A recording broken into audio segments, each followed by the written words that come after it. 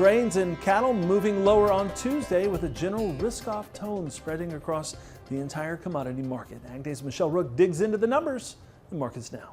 Tuesday's market closes were mostly lower in grain and livestock futures trade. Chuck Shelby with Risk Management Commodities is back with us. Chuck, let's start off with that cattle market. Boy, a collapse in both live and feeder cattle futures. How much of it was the cattle on feed report versus some of these cases of high-path avian influenza we've been hearing about in dairy herds now?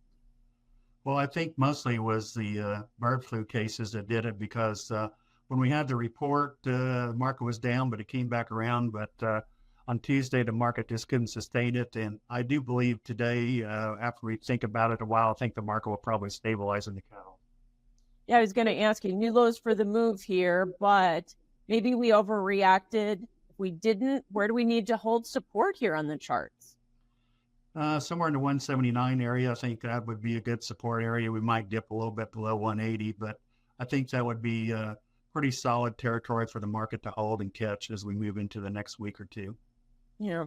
We also had grains down in pretty much the entire complex. And so what was the risk-off selling there? Was it farmer selling, technical selling, or what? Well, I think there's a combination of things. You know, the market had a good run.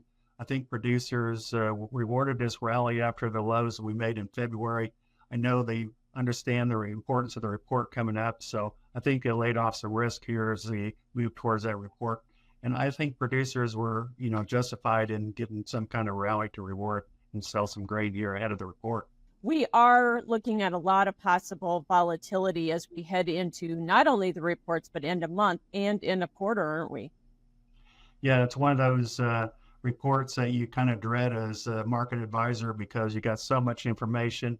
You got the funds involved in these markets big time. It's the end of quarter. They like to move around at end of quarters. We also are really uncertain over where the acreages are. That's going to be important. And then you got the grain stocks. Chuck, do you think that the Baltimore port closure also maybe impacted the grains, at least psychologically?